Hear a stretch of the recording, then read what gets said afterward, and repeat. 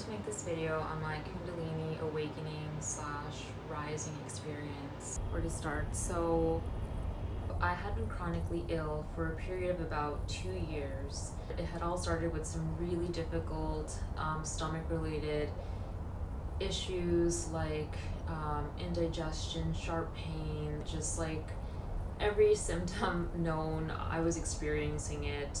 It was so chronic and so severe that it forced me to greatly restrict my diet. During this period, I was just in and out of the hospital, and it was only around the 2-year mark that I actually found out that I had gallstones. And so I had gallbladder removal surgery soon after that. So after that, I was fine for a period, but then 6 months ago, I started to experience a lot of severe stomach symptoms all over again, very reminiscent to what I had been experiencing. So this was really alarming for me. Yeah, I remember it being like the pain being so bad I couldn't even sleep at night. I'm in a master's program, and like during the middle of my class I would have to get up and I'd have to just go to the hospital because the pain was so bad. So all of these was extremely trying for me at the time. I remember the biggest lesson of this was just choosing to experience everything anyway, no matter the pain or the discomfort. Just being in the present moment regardless was the most important thing that I learned during that. Then this summer I finally found out that it was a bacterial infection, and I had to undergo this intense antibiotic treatment. And also at the same time I was also purging a lot of emotions, definitely going through a dark night of the soul, since being so sick really just forced me to take all this time to myself and really go within and face all of my shadow aspects, all of these things that I was hiding from myself. A lot of just stock emotions were coming up, not really connected to any stories, and I was just releasing all of it. And then towards the end of the summer, I came across one of Damien Eccles' videos in which he basically outlines a self-initiation ritual that he did every day for a year when he was in prison, and which is a really powerful technique, which in hindsight I believe prepared my body for the Kundalini rising experience. He was talking about how transformative it was for him, and so I thought this was a perfect thing that I could do, especially after having been sick for so long and feeling so stuck, I wasn't able to work as much, I wasn't able to go to class. I just felt like I was ready to step into a new phase in my life and fully into my power. And so I thought this ritual would be the perfect rite of passage. So yeah, I committed to doing it. He recommended doing it for a month, so I did it for every day for a month, and I really put my heart into it. I remember towards the end of this ritual it started to get really emotional for me. And I think on the last day I experienced this deep emotional release that felt super, super cathartic. It wasn't sad, it was just this huge release. And I think it was the perfect way to end that. During this time I also came across a non-dual speaker who really, really resonated with me. Basically her message was that people aren't really seeking liberation, they're not seeking awakening. What they're seeking is to get rid of, not face that discomfort that they think liberation will give them. For example, you don't want to feel sadness. You think that when you're awakened, you won't feel sadness anymore. But the truth is that everything is the divine or the absolute. And so that really clicked for me. And I remember I was able to localize exactly what it is that I was trying to escape. And that was, not feeling this underlying sense of anxiety in so many situations. And that was really eye-opening for me. I was like, wait a minute, you know what? No, I want to feel this fully. This is also life. I want to experience the full breadth of life. And when I started to do this in all these situations that I had normally felt like really anxious in, it was completely life altering for me. I remember like just feeling the intensity of doing it, and like how it just opened up my experience so much. Like I remember just like the world, just everything seemed so much more alive after I was doing it, because I wasn't fearing, you know, anxiety anymore. I wasn't fearing feeling this anymore. It completely changed everything for me. And in one of her videos, she actually recommended getting some energy work done, you know, which she said facilitated like non-dual transmission. And she shared how she had an experience where her mind disintegrated and she experienced herself as consciousness after the session.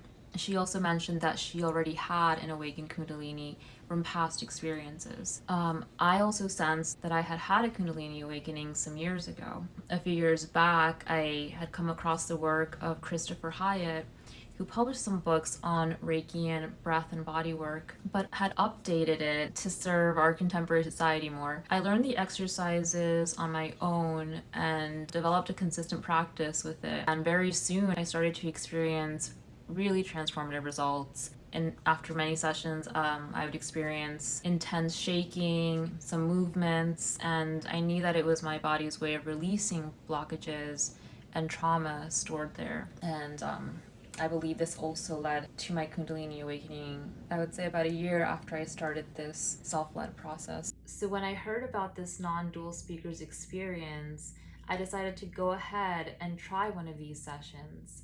Also, by this time, I had pretty much just stopped meditating. So I found it ironic that this is when I experienced what I did following the session, because it was only when I finally saw through this ancient spiritual practice for what it really is, a way to escape the present moment and self-soothe, that's when I experienced this further awakening. So I remember the first session that I had, I felt some energy movement. It's definitely like a lot of going on here in my crown chakra, some colors, so pretty subtle. And then at the end of the day, I did experience like this also welling of emotions, but these were like, it seemed very, very, very like old and deep rooted. Like they had this very like swamp-like quality to them, almost suffocating and scary, you know, like I was afraid to be alone even to experience them. I was committed to feeling all of my emotions. So I remember like just sitting there and like just fully feeling it all, and then just experiencing this deep needed release. Yeah, so I decided to do a second session of this energy work, and this one was more intense, and I experienced some moments of spontaneous shaking and movement, kind of like rippling throughout my body. There was also a moment as this energy gradually built up that I felt my heart center completely burst open, and I started crying uncontrollably at this point. But it wasn't sad. It was just this massive release that just like reverberated throughout my whole body. Later on in the day, I noticed that whenever I was at rest or simply just being still, I would start to experience some spontaneous kriyas. These are involuntary movements that the body goes into that can look like yoga postures, mudras, pranayama, vocalizations, and more. So these gradually increased until my body was just completely overtaken by them. As the day progressed, I felt like the energy moving all the way up into my third eye chakra, and I started to experience a lot of pressure there. Yeah, just a lot of pressure here. And then while doing the kriyas, I started to experience some like what I can only describe as like full states, like complete and total no mind, and also kind of like an ecstatic quality to it. That's like the best way to describe it. And all of a sudden I started to see light, bright light in my third eye area. And that night I could barely sleep just because I felt the energy so strongly. I remember I was doing like some self energy healing too, which I don't really know exactly what it is, but and that seemed to like soothe my stomach, which wasn't feeling that well. And yeah, that evening I could barely sleep.